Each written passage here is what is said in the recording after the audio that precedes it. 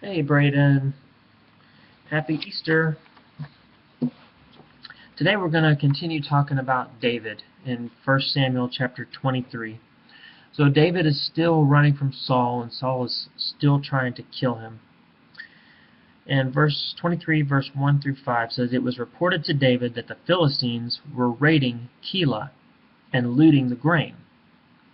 David went in prayer to God. Should I go after these Philistines and teach them a lesson? God said, Go, attack the Philistines and save Keilah. But David's men said, We live in fear of our lives right here in Judah. How can you think of going to Keilah in the thick of the Philistines? So David went back to God in prayer. God said, Get going, head for Keilah. I'm placing the Philistines in your hands. So there's a lot of things to learn from David in this lesson. First of all, the first thing that he did was he went to God in prayer. He cared about those people that were being attacked by his enemies. Now don't forget, he was afraid for his own life. Saul was still chasing after him, but he saw people who were being hurt and who were being taken advantage of, and he wanted to do something about it. But he didn't just go off and act on his own. First, he went to God in prayer. And the next thing he did was he didn't listen to his people. His people had a good point.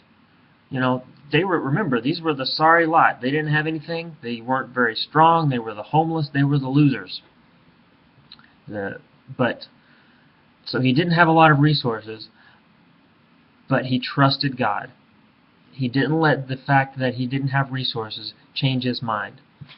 And he didn't listen to those guys when they said, we don't have what we need.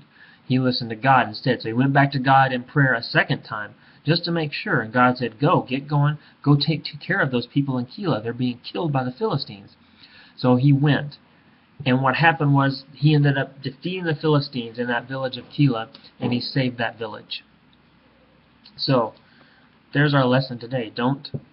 First of all, go to God in prayer, and don't listen to people who say you can't do it.